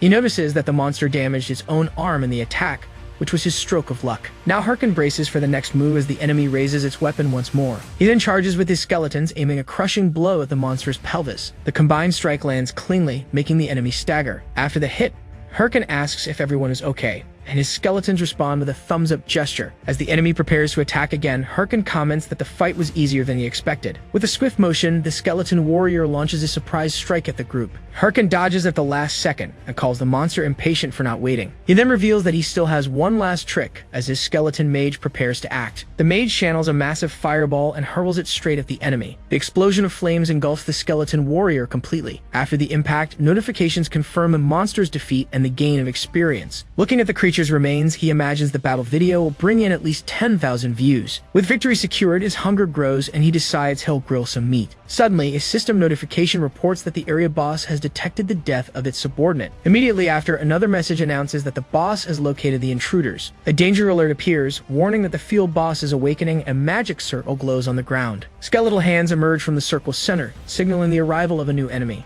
A massive lich with a crown rises from the ground, stunning Harkin and his skeletons. He is left utterly speechless at the unexpected appearance of the boss. The boss monster's profile is revealed. A level 40 golden skeleton, roaring imposingly. An information screen explains that he is the boss of the Forest of the Dead, known as the Novice Killer. Harkin then realizes that the condition for the boss to appear was defeating too many skeletons, something he hadn't considered. Even without certainty of victory, he considers the reward for defeating the monster would be immense. With a plan in mind to strengthen his skeletons, he charges forward to put the strategy into action. Halfway there, his advance is suddenly interrupted by smoke that envelops him. A system notification informs him that the summoning has been cancelled due to lack of mana, leaving him stunned. With his skeletons gone, he finds himself alone and utterly unprepared before the enemy. With his hand on his face, he laments having drained his mana after using so many spells with his 4 summoned skeletons. With no other option, he turns to face the massive golden skeleton completely alone. Wearing a confident smile, he looks at the item on his wrist and decides it's time to fight seriously for the first time. He then activates one of his hidden abilities with a voice command. A dark and intense aura of energy begins to envelop him completely. Standing before the boss, he prepares for the confrontation and signals for the battle to begin.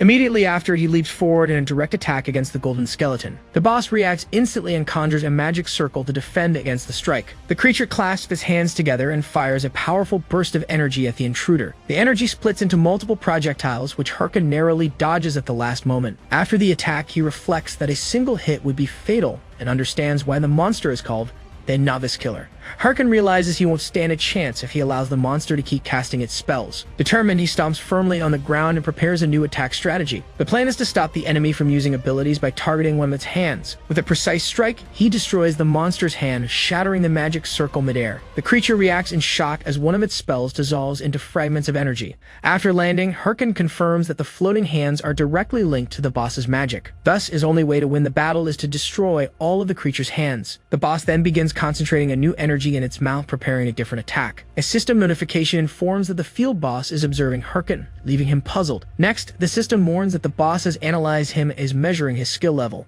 The golden skeleton is then surrounded by a new aura, entering a new phase. The sudden change in the enemy's pattern leaves him confused about what is happening. A bright circular light begins to shine in front of the monster. Soon, A powerful energy beam fires, forcing Herkin to throw himself to the ground to dodge. Dragged by the attack's force, he struggles to resist, not understanding what kind of power is destroying the battlefield. As he is pulled across the ground, he realizes the beam of energy is about to catch him. The energy detonates right behind him, obliterating the surroundings with overwhelming force. The impact slams him hard into the ground, bouncing him before he finally stops. Collapsed and breathless, he struggles to recover from the blow he just took. He stares at the destruction, baffled by what he's witnessing. Then he realizes this is an attack pattern he doesn't remember. Herkin begins to question whether his memory is failing or if the monster has been updated. With a sigh, he admits he can't recall the details, since it has been such a long time. Gripping his weapon, he laments being without his skeletons, and with incomplete information about the enemy. Facing the boss, who prepares to attack again, he wonders how he can possibly win this fight. The monster launches another barrage of energy, and Herkin decides that for now,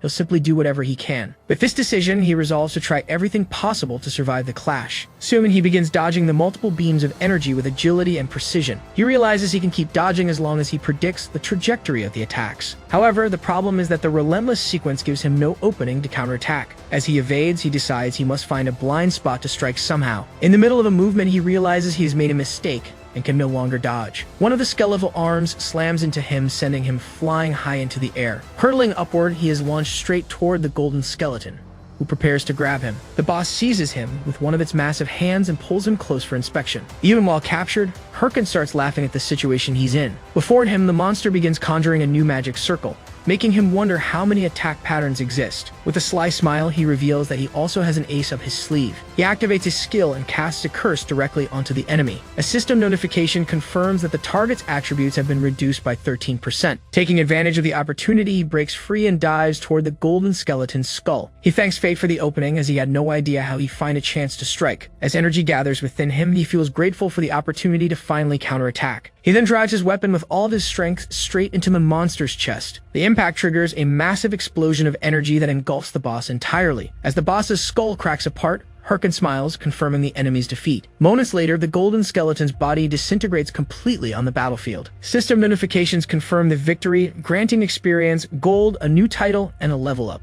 Smiling, he laughs at the challenging fight he just endured. He remarks that the battle was close and deactivates the special ability he had been using. Next, the status window displays his updated attributes as a level 36 necromancer. He celebrates enthusiastically, thrilled at reaching level 36 so quickly. Soon after, he realizes that relying on luck alone could be dangerous for his future plans. The main problem lies in his mana attribute, which, though not low, proves insufficient. An illustration of an overflowing pot that then dries up shows that his level can no longer sustain his mana consumption. He reflects that boosting his skeleton warrior's strength is pointless without them by his side. Frustrated, he laments needing better equipment but lacking the money to buy it. With a smile, he decides to set the problem aside for now. For the moment, his plan is to send the video to Romani, reach level 40, and celebrate with them meet Raymond. The scene ends with a close-up of his face, reaffirming his victory over the area boss. The cut then shifts to the battle video, paused on a close-up of Herkin's face. Sitting at her desk, Romani sighs as she finishes watching the recording she received. With a quick motion, she squeezes a stuffed animal tightly at her side. Then she leans forward and shouts, questioning whether the player who recorded that is insane. She jumps up in excitement, impressed that he defeated a higher-level boss without getting hit and without preparation.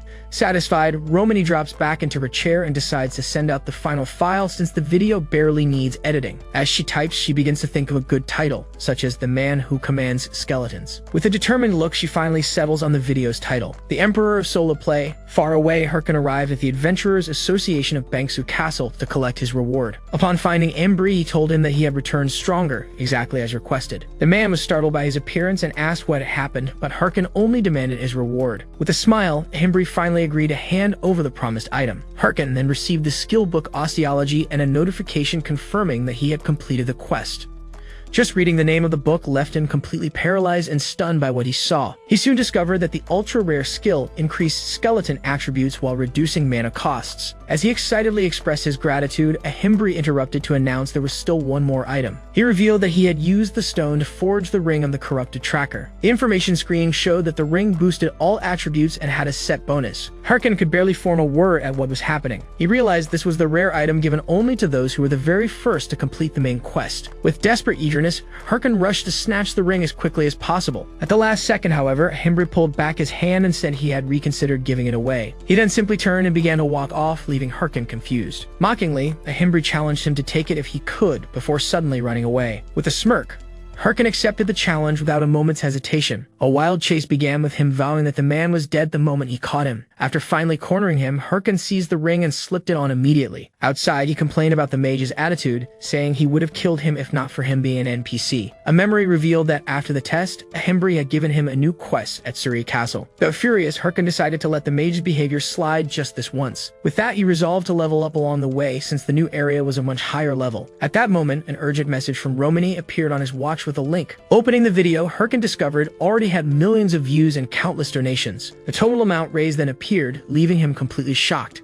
Startled, he stumbled backward and fell to the floor, unable to look away from the screen. As he checked the number, he began counting all the zeros to be sure of the value. Soon after, Herkin started imagining all the kinds of food he could buy with the money. The thought of being able to eat anything he wanted made him tremble, tears of joy welling in his eyes. With a victorious smile, Herkin wondered what kind of jackpot he had just hit. Before he could log out, a new donation notification popped up on his watch. Confused, he saw the message appear overlaid on the video screen. He soon realized it was a recruitment offer from the Thunder Hunters Guild. The mere mention of the guild instantly reminded him of Chase Cialian. He then recalled how persistent they had been in his past life. Herkin shouted that he would never join that guild, not even if his life depended on it. Then he froze, realizing he had said those exact same words in the past. The memory of that whole situation filled him with anger. In a flashback, he complained to his old companions about the guild's persistence. One member of the group called him lucky, since it was one of the top 30 guilds. The others agreed, noting that its leader came from a wealthy family and the salary would be huge. Another companion remarked that even in their guild's videos, people only ever talked about Herkin. With a sad smile, he admitted that honestly, Herkin was far too good for their group. Uneasy, Herkin begged his friend to stop talking like that. Within the memory, Herkin said he didn't care about the salary because his guild would become the strongest. He declared he'd rather keep playing his current guild, leaving his companion silent. Finally, the companion agreed with a forced smile, saying Herkin was right. Back in the present, Herkin reflected on everything that had happened since that day. Regretfully, he muttered that they didn't have to stab him in the back over it. With a sharp gesture, he slapped his own face to snap out of it. Soon, Herkin convinced himself it wasn't the time to lose his mind over money. As he got up, he reminded himself there was still much work ahead before he could feel satisfied. With a new plan, he decided he would use every bit of the money he had earned. Energy surged into his hands as he prepared for the next step. Moments later, his 4 skeletons appeared before him. Turning to his summons, he reminded them that they had done everything in the fight against the golden skeleton. He then announced that training would begin today so they wouldn't repeat what happened last time. He stared at them and asked directly if they could handle it. Another memory struck him, of an old companion asking him to go easy on them since they were different from him. The skeletons responded to his question with a unified pose of determination. With a resolute look, Herkin told himself he was right about his decision. A confident smile spread across his face as he declared that this time, things would be different. Alongside his summons, he began walking toward his goal of becoming the strongest. Now clad in new armor, Herkin informed his skeletons that their next destination was Suri Castle. As the skeletons nodded, he suggested they should train along the way. With a grin, he explained that the training was simple. They would just run there. Immediately after, Herkin warned that anyone who fell behind would get beaten, as he chased his skeletons in a frenzy. The chaotic run continued across the mountains, the skeletons fleeing while Herkin laughed in pursuit. In a distant hall, Seer sat in silence with a thoughtful expression. A hooded mage approached and asked what she was thinking about. The camera pulled back to reveal Seer sitting atop the carcass of a giant hydra. The mage, named Hatch, informed her that the time for the meeting was drawing near. As she climbed down, Seer asked about the progress of the corrupted count, but learned there were still no leads. She grew angry, unable to believe they had let the Hydra Guild take the main quest. Hatch then said they might learn something at the meeting with the leaders of the top 30 guilds, but Seer dismissed the idea. Even so, he only urged her to be careful out there before leaving. Moments later, someone addressed her as Guild Master as she walked through an imposing doorway. Meanwhile, Herkin begins a retrospective, recalling how the video became a success. The sudden popularity made him rich overnight, shocking him with the amount. The memory shows him nearly losing control of thinking about how much food he could buy. Soon after, he remembers how the message from the Thunder Hunters reignited his flame of vengeance. With that, he resolved to walk the path of a starving beast, starting with his first great step. In the real world, An Jae-hyun slammed a heavy backpack full of cash onto a man's desk. He informed the frightened man that he had brought the full debt, plus interest and cash. Staying atop a pile of money, Jae-hyun finally paid off his debt and rid himself of the problem. Immediately after, he used the rest of his profits to purchase rare skill books. Back in the game, Herkin wore his satisfied smile, pleased to have executed his plans. Yet in the same moment, he began crying when he saw his bank balance had completely emptied. Even though he was prepared for it, he admitted to his skeletons that seeing the zeros still hurt. With that, he decided to forget about the money and focus on learning the new skills he had bought. Using one of the books, he finally learned the skill skin grafting. The information screen revealed that this new passive ability increased his defense. Excited, Herkin immediately tested it using the skeleton warrior's horns. As soon as the skill activated, he absorbed the essence of a skeleton warrior and gained a defense bonus. With his hand glowing, he examined the effects of the newly acquired power on his body. He then materialized an energy sword and tested it with a single swift strike. While his skeletons looked on nervously, he reassured them it was fine and worked better than expected. With the first test done, Herkin moved on to the next skill book. He quickly acquired Curse of Sloth, a spell that slowed down its targets. Herkin paused to reflect on the usefulness of the slowing skill. One of the skeletons tilted its head in confusion, unsure what was happening. After testing the curse on one of his summons, he concluded it would be extremely helpful in battle. With that, Herkin finally picked up the last and most anticipated skill book. He then learned the ability Summon Golem, the hardest to obtain and the one he wanted most. At once, the ground before him began trembling and violently breaking apart. Herkin and his skeletons watched as chunks of rock floated into the air. Before their eyes, the stones merged together and formed a towering golem. Overjoyed, Herkin hugged one of his skeletons and celebrated the arrival of the golem. A smug grin then appeared on his face as he prepared for the next demonstration. With a quick command, he activated the golem's copy mode, making its energy eye glow. In that instant, a stream of energy connected Herkin to the stone creature. He explained that copy mode allowed him to synchronize his movements with the golem. Clenching his fist, Herkin declared that the combination of his power and the golem's was unstoppable. He threw a quick punch into the air to demonstrate how effective the ability could be. The golem mimicked the motion, but froze in the punching pose without doing anything. As the skeletons looked confused, Herkin wondered why the ability wasn't working. Baffled, he questioned if it might be some kind of bug in the game system. Suddenly, the golem slowly raised its massive arm into the air. It then executed the punch in slow motion, and Herkin asked if that was really its maximum speed. He began laughing nervously, unsure what to do in that situation. In a fit of rage, he threw himself onto the ground, screaming that the game was trash and pure pay-to-win. Far away, a mysterious voice declared in a dark place that everyone had arrived. The voice then asked if they could begin the meeting, revealing a room with projections of several leaders. Nurgle, leader of the Heirs Guild, opened the discussion by thanking everyone who had attended. With a smile, Madarechev, leader of the Red Bulls Guild, remarked that he saw some familiar faces there. Meanwhile, Berg, leader of the Big Smile Guild, only observed the situation in silence. Seer, leader of the Thunder Hunters, also sat quietly, showing no reaction. Berg soon complained that only 4 of the 29 invited had shown up, but Matador said it was more than he expected. With that, Nurgle remarked that the situation was unusual for a meeting of the top 30 guilds. He explained that the groups were usually locked in fierce competition and rarely gathered like this. The reason became clear when he announced that the Hydra Guild had discovered the identity of the corrupted count. Matador reacted with shock, slamming his fist on the table,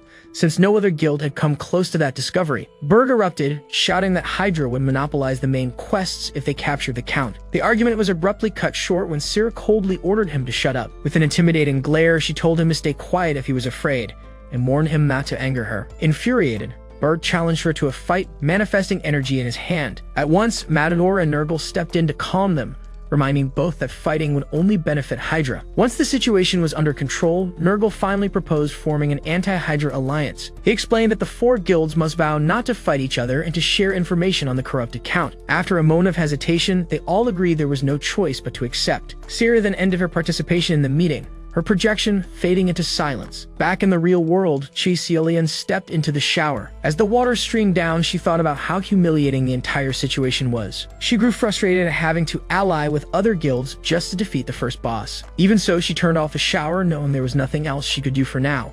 Once dressed, she reminded herself that everything would be lost if Hydra reached the count first. Regaining her composure, she decided it was time to wait for the next opportunity and picked up her phone. On a call, she ordered all guild members to watch Hydra and report any movement. With a determined look, Seer swore that the corrupted count would be hers, no matter the cost. Far away, Herkin finally arrived at the Adventurers Association of Surya Castle for his mission. After speaking with the NPC, he reacted in shock, asking what the man had just said. The man calmly repeated that he had asked Herkin to go to the Bilbora Forest. He explained that Agent Miggy had disappeared there and asked him to search for traces, but Herkin hesitated. He remembered that the forest was crawling with level 70 monsters and areas so dangerous he would be killed instantly. Even so, the man pressed him, reminding him that he was Himbry's pupil and warning him about refusing the quest.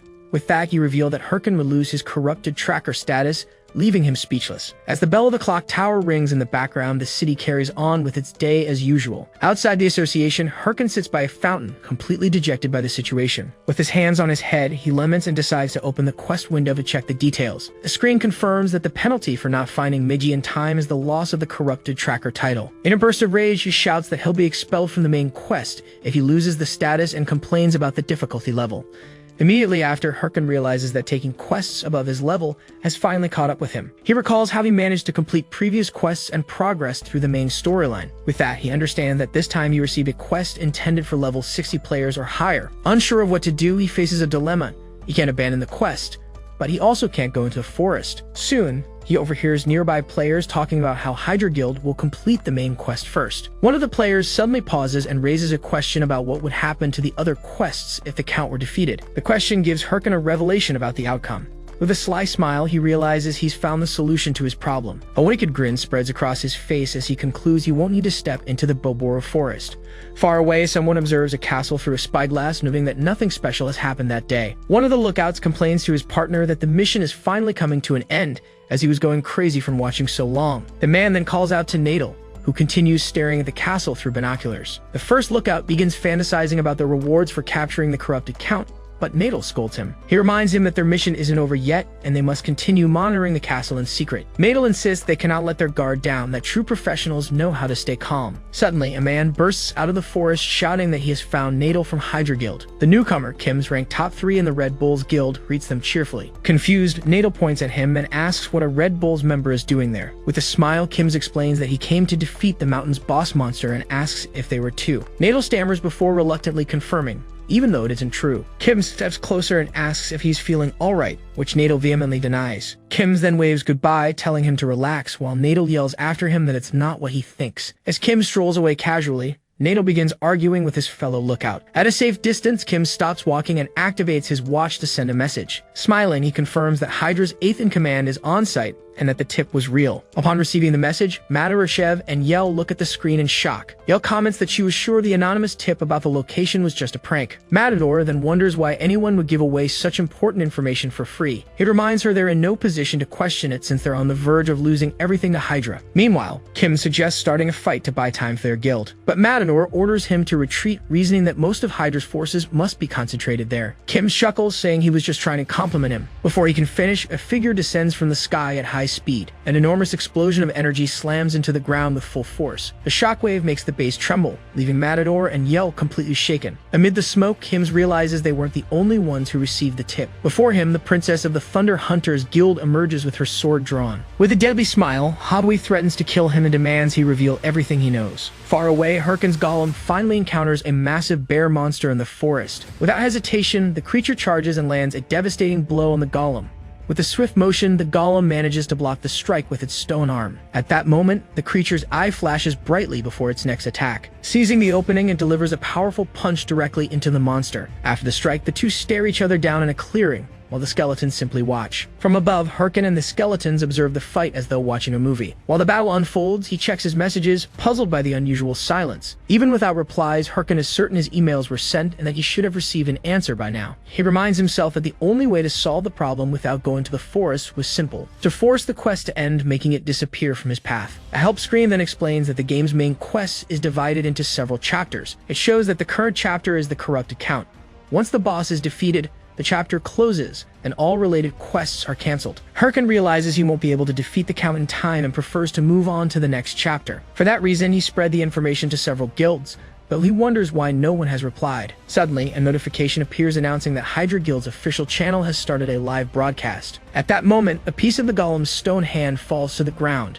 His only reaction is to stare silently at it lying there. Before him, the giant bear prepares to attack once again. Suddenly, Herkin leaps from the tree and tells the bear to shut up with a direct punch to the head. With the monster defeated, he orders his summons to stay quiet while he watches the broadcast. Herkin and his skeletons sit down to watch the live stream, which begins with a greeting to the viewers. A Hydra member proudly announces that they were the first to discover the Count's identity and that they are planning a raid. He prepares to announce the exact date of the final battle. With a desperate expression, Herkin prays for the raid date to be within the same month. In that instant, the announcement reveals the battle will take place in just a few days, leaving everyone in shock. With a sly smile, he concludes that although it happened earlier than expected, everything is going exactly as he predicted. A moment of silence passes as he processes the good news. Then he can't contain himself and bursts out laughing at the situation, finding it all delightful. Meanwhile, the intense battle between the golem and the bear continues deep in the forest. From the tree branch, Herkin comments that the rushed date was due to Hydra Guild's anxiety after the information leak. He reassures himself that there's nothing to worry about since Hydra is the most advanced and skilled guild. As soon as the main quest is completed, he believes his happy life will finally begin. Suddenly, a Hydra Guild member screams in pain as he falls defeated to the ground. Immediately after, a failure notification pops up on the screen announcing that all Hydra members have died. In the real world, An Jae-hyun, who had been watching the broadcast, is utterly shocked by what he sees. So surprised, he throws his phone onto the table without even realizing it. In a fit of rage, he shouts that the guild should have planned better instead of failing within just an hour. Collapsed on the floor, the young man wonders if he had overestimated the guild and if he now needs alternatives. At that moment, a notification appears on his phone announcing that Red Bull's guild has started a live stream. Reading the message, he remembers Madarachev and begins to suspect what's about to happen. Far away, Madarachev watches the battlefield restore itself and concludes that Hydra has failed the raid. With a stern look, he turns and asks his soldiers if they saw what just happened. He reminds them that the enemy is strong enough to wipe out Hydra and that their own chances of success are slim. Even with the odds stacked against them, he drives his sword into the ground in a gesture of sheer determination. Then, with pride, Matador declares that Red Bull's guild will accept the challenge. Immediately, all the soldiers shout in support and raise their weapons in a war cry. Back in the real world, the young man watches the stream, wondering if they'll start the raid right away. His attention is fully captured when the host of the live stream announces a partner for the raid. On the battlefield, a woman approaches the army as she's introduced as the master of the Thunder Hunters Guild. Thus, the Queen of Thunder, Seer, is presented and joins the Red Bulls for the attack. The revelation leaves the young man speechless, unable to believe what he's seeing. The image of Chae Seolian then appears on screen, confirming the unexpected alliance between the two guilds. At night, outside the castle, Red Bull's guild sets up camp for the mission. Watching the preparations, Madarachev murmurs to himself that the situation is truly unexpected. He recalls the moment Seer arrived, never having expected her to ask for a meeting. He asked if she was there to declare war, but Seer denied it and reminded him of the alliance. With a smirk, Madamar mentioned he heard one of her men got beaten badly. Seer brushed it off, saying it was nothing, that it was just their way of greeting each other. She quickly changed the subject, saying they should get straight to business. With a serious look, Seer declared that she heard he had information about the corrupted count. Madavor tried to deny it, but she cut him off, saying she didn't have time for his games. She revealed she already confirmed that several of the top 30 guilds received the same tip. Seer accused him, saying even an idiot would notice he'd gotten a clue, since he hadn't even been able to track the count before. Cornered, Matador admitted she was right, but claimed he didn't know who leaked the information. With a smile, Seer pressed forward with another question. Did he think Hydra Guild would succeed? He admitted he wasn't sure, but she confidently assured him they would fail. She explained that Hydra had rushed the raid and that the first boss of the main quest wouldn't be so easy to defeat. With a suspicious look, Matador asked about her true intentions, since she clearly wasn't there just because of Hydra. A confident smile appeared on Seer's face before her next move. Suddenly, she lunged forward and struck with her sword, slamming it into the table. She then revealed her proposal, that they should work together in the raid against the Count. With her sword in hand, she promised to guarantee him the first kill against the boss. He recalled the promise, thinking at the time it was just a bluff.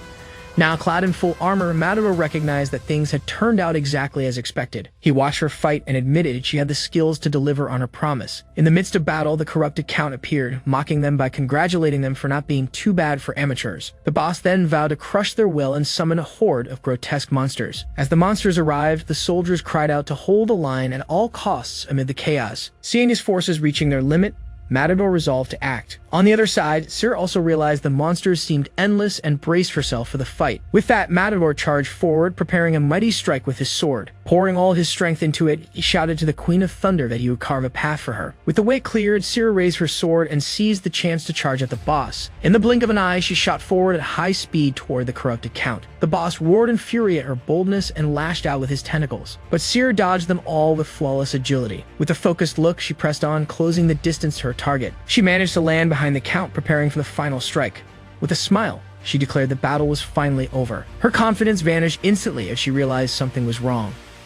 Suddenly, one of the tentacles pierced through her from behind, catching her completely off guard. Seeing it, Madarachev screamed her name in despair and shock. Even wounded, Seer remained standing, blood dripping from her mouth. The Count unleashed another attack, sending multiple tentacles in her direction. With eyes blazing with fury, she prepared to counter without hesitation. In one last effort, she delivered a vertical slash that cleaved through the Count and all of his tentacles. Watching the scene, Madarachev laughed and commented on what he had just witnessed. With the corrupted Count at their feet, Matador admitted she was far more terrifying than he had imagined. In the real world, the news of the guild's victory left the young man stunned as he read the notification on his phone. A look of pure determination appeared on his face immediately after, showing no emotion. Setting aside his surprise, he stood and declared that it didn't matter who had defeated him as long as the Count was dead. Turning toward his bed, the young man muttered that the corrupted Count would be her last victory. With his fist clenched, he steeled himself for what was to come on his journey. He then declared with conviction that he would be the ultimate victor in the end. Herken's new journey begins in an autumn setting in the Bolkas Mountains. With that, An Jae-hyun, known in the game as Herken, takes his first step into the new territory. Alongside his skeletons, he advances like a player who somehow reincarnated inside the game. His greatest dream was to become the strongest and take revenge on those who betrayed him. Yet he wonders why certain things keep happening to him. Moments later, Herken and his skeletons are shown running desperately from a horde of boar monsters. Hours earlier, he had finally arrived at his destination after a long journey. Before him and his summons, a field of energy blocked the entrance to the Bolkas Mountains. With a confused skeleton at his side, Herken explained that the entrance was restricted until a certain condition was met. Touching the barrier, he demonstrated how the force field prevented anyone from passing. With a sly smile, he revealed that he already knew exactly what to do. Herken recalled that the Bolkas Mountains were the location of the main quest for Chapter 2. As soon as the Count's quest was completed, the barrier dissolved, granting him entry into the new territory. Immediately, he received the title, the first to step into the Bolkas Mountains, and a stat bonus. Satisfied, Herken turned to his summons and called them to begin the exploration at last. From that moment, Herken prepared to finally shine in the new territory. With that, he charged into a horde of boars, declaring that it was his time to shine. The information screen revealed that the ferocious monsters were level 60 wild boars. At that instant, he realized the massive power gap. He was only level 41. In front of him, the level 60 wild boar prepared to charge with fury. The nearly 20 level difference left him frozen in shock. Back in the present, the horde of boars rushed at him with full force. Cornered, he cursed his bad luck for encountering this right at the start of the new territory. Even with such low odds, he decided he had to try. He couldn't afford to waste time. To handle the situation, Herken leaped and ordered his skeletons to activate their helmet skill. Without hesitation, the leading wild boar charged with a roar. With a single strike, the monster shattered one of the skeleton warriors and sent Herken flying with the impact. A notification confirmed that the skeleton warrior had been destroyed, shocking him with the sheer power of the blow. Then a smirk appeared on his face as he revealed his true plan. The skeleton had only been bait, giving him the chance to cast Curse of Sloth on the monster. With the horde paralyzed, Herken told them they wouldn't be able to move for about 5 seconds. He materialized his energy sword and prepared to strike. Charging forward, he shouted that it was time for them to pay for destroying his skeleton. Halfway there, however, his foot slipped on a banana peel lying on the ground. He lost his balance and was thrown headfirst into the boar horde. Unable to recover, he crashed face first into the dirt with the peel stuck to his hood. Completely confused, Herken lifted his head and spotted a figure perched in a tree. He quickly discovered it was a level 50 armored monkey, a monster that enjoyed playing pranks. His expression changed instantly as he realized what had just happened. As the curse's effect ended, he jumped to his feet and shouted for the monkey to come back. Before he could act, one of the boars charged at him, leaving him trapped. Suddenly, a beam of energy struck the monster head-on, disintegrating it on impact. The force of the blast pushed him back, and soon he saw several energy spears flying from the trees. A rain of projectiles crashed down on the horde, exploding in a chain of blasts. Completely stunned, he realized the entire horde had been wiped out in a single strike. A voice called out, asking if he was hurt, as a figure approached him while he lay on the ground. Lifting his eyes, Herken saw a mysterious man carrying a bow on his back. Far away, life carried on as usual in the bustling Surya castle. While walking through the city, one adventurer pointed out something that caught his attention. They soon spotted a man standing still, wearing the expensive white mamba armor set. The man adjusted his glasses while the others wondered if he might be a ranked player. With a smirk, he asked if they had discovered the identity of the informant yet. Suddenly, Michael emerged from the shadows, reporting that none of the guilds knew who had leaked the information. The man questioned how anyone could find someone who had given away such valuable intel for free. He then asked about the Haho mask, but Michael replied that he had only been posting hunting videos. Hearing the answer, he dismissed the idea that a novice was behind it all. Michael asked where he was headed next, and the man replied that he was going to the Sweepers Guild. She assured him she would handle the assistant work so he could focus on finding the culprit. The man clenched his fist tightly and vowed that the one responsible would pay. With shining eyes, he declared that the guilty party would pay for destroying the balance of the world. After the unexpected encounter,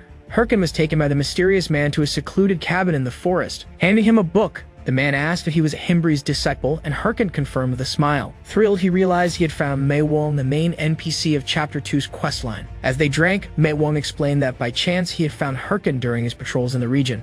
A memory revealed that he had once been the prince's fencing instructor, but was expelled after an unfortunate event. After that, he became captain of the rangers who protected the Bolkas Mountains. Herken considered himself lucky. but his thoughts were interrupted when Mo Wong told him to leave. Confused, he asked why, and the man explained that there was nothing there but monsters. Mei Wong advised him to return before something worse happened.